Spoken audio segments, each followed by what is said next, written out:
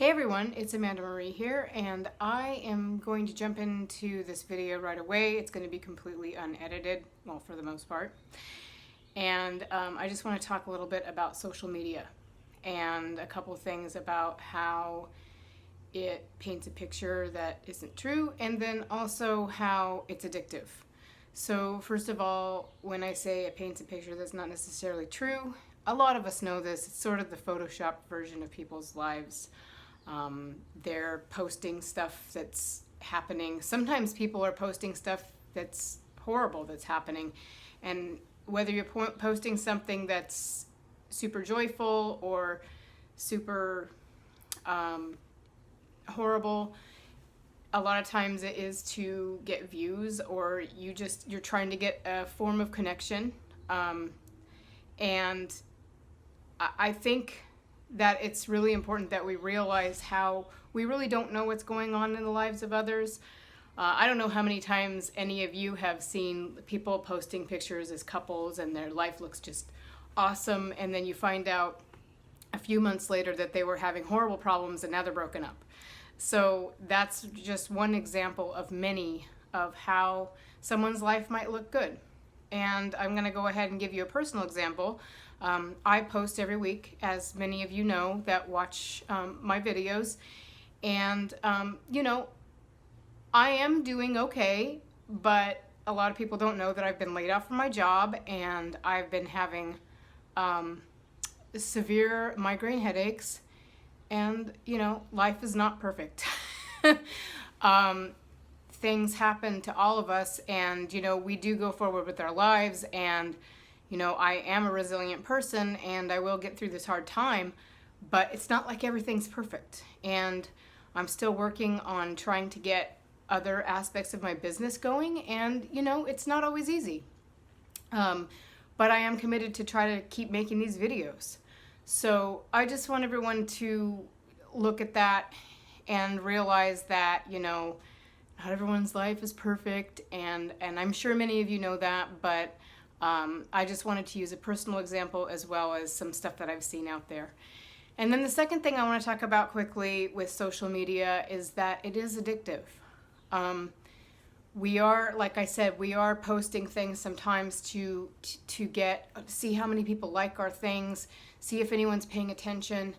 And I just want to say that it can be a great way to connect, but it really, I feel like sometimes I in the past even have relied on, that for a hit. It gives you a hit of dopamine, literally, when you get this little rush from any form of communication, whether it's an engagement of negativity or an engagement of praise. So you're getting, the cat knows he's here. So you're getting this rush every single time, and you'll notice it in yourself, like, oh, that person that I thought was gonna like my video didn't like my video. This is especially, for me in the past, it especially pertained to like someone that I had a crush on or something. I'm like, oh my gosh, he didn't like my video, how lame.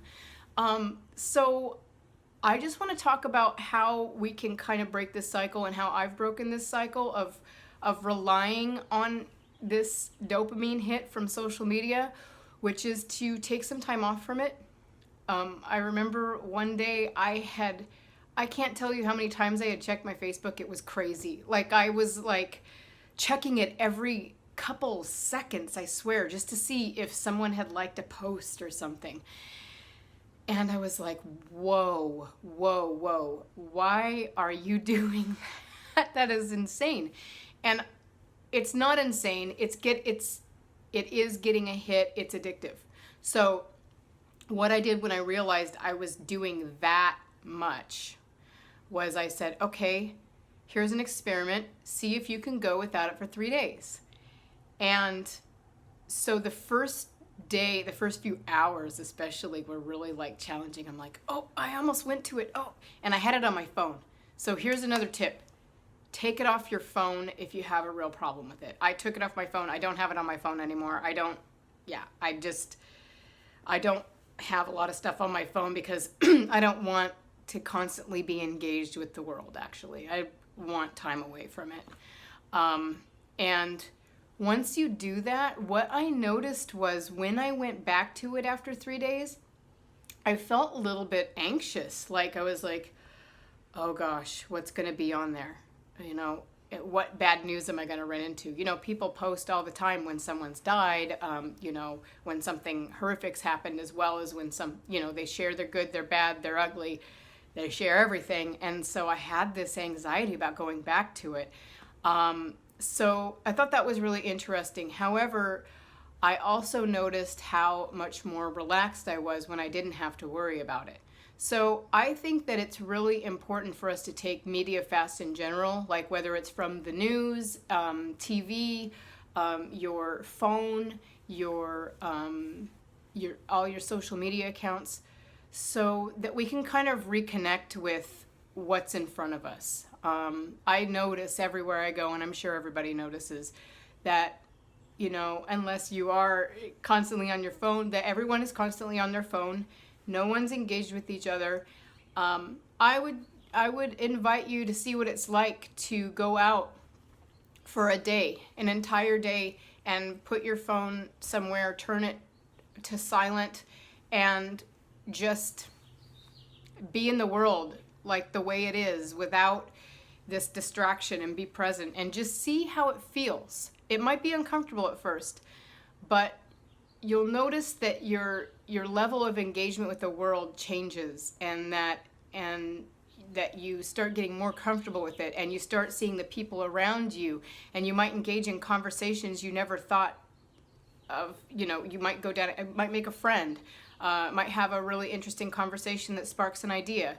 So anyway, I just wanted to talk a little bit about social media and the role that it's had in my life, and how we can minimize our use of it, use it, be happy for technology, yet not get so immersed that we're in a vicious cycle of addiction with it. So anyway, if you have dealt with this, or you have any comments or ideas around this, I would love to hear them. Go ahead and post comments below. I'll check it at some point. Maybe not today, maybe tomorrow. In any case, I hope you have a great week, and I'll see you next week. Okay, bye.